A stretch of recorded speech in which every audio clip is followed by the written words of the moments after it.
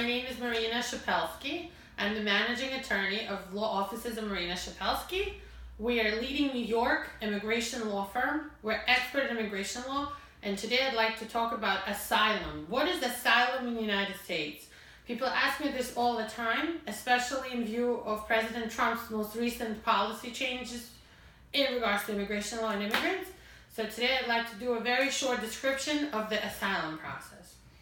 Asylum is meant for foreign nationals to ask the United States government for refuge, for protection, because they're saying to the government that they're in a particular protected category of people, and that's usually race, religion, origin, ethnic group, sexual orientation, social group, or someone who expresses their political opinion. Thus, people often call asylum political asylum. It's not always political, it's called asylum generally. And finally, there's a special law that's called a Convention Against Torture. So under that convention, if you can't fit into any other category, you still can ask the US government for asylum. The best cases for asylum are for people who enter here with a visa, and sometimes even without, and they have to file within 1 year of entry. It's a very important rule. So if you're here from another country, file within 1 year of entry. And it's a simple form called I-589, and I will have a link down below my video. And you can look at it. There's instructions on the government's website called USCIS website, uscis.gov. The form is I-589, and it has instructions, and you can take a look at how to be filled out. But generally, it's asking your name, your country of origin, your passport information, your children, your brothers, your sisters, your parents' information, and finally, and most importantly, why are you afraid to return to your country? The main issue in every asylum case is, why are you, the foreign national, afraid to return to your country? And most of my clients who I file asylum for say, I'm afraid to return to my country because I'm a member of the protected category.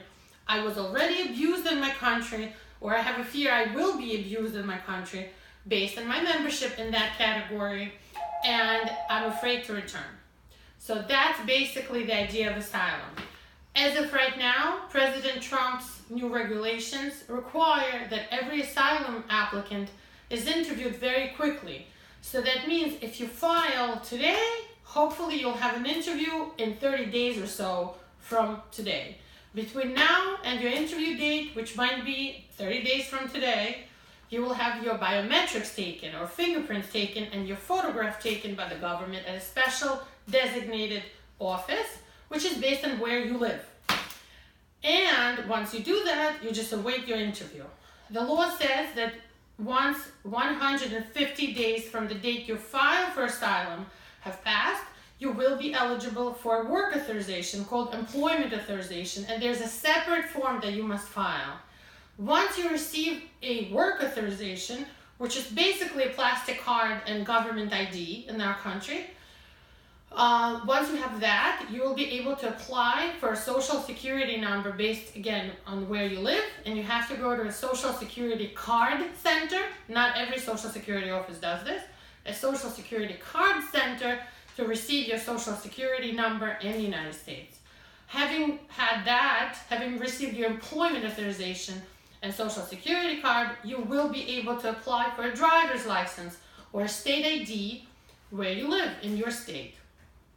Once your interview passes, at the interview you'll have to prove why you're afraid to return. You have to bring your own interpreter and pay for your own interpreter, and you may be represented by an attorney. But once that interview is over, they will give you some time to come back and receive a decision. Some people who are approved will receive a notice of an intent to approve, and then an approval notice further on.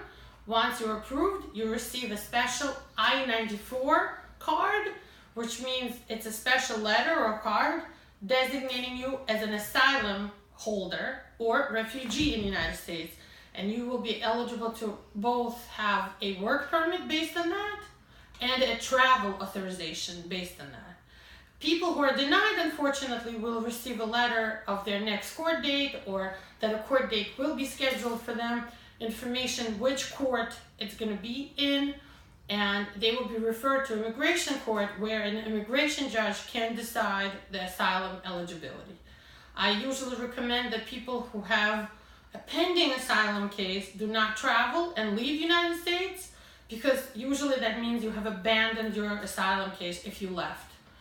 But if you are approved or recommended for approval, you may apply for a special refugee travel document, and you can leave and travel outside of the United States and return. That will be it for today. My name is Marina Shepelsky. Give us a call. We're in New York at 718-769-6352 with all your immigration questions. We're happy to take new clients. We take every case very seriously. We represent you very specifically. Every case is different. Every case has their own creative approach. We prepare everybody for court, and we try to do our best to make sure our clients win all of their asylum cases. Good luck to you, and have a good day.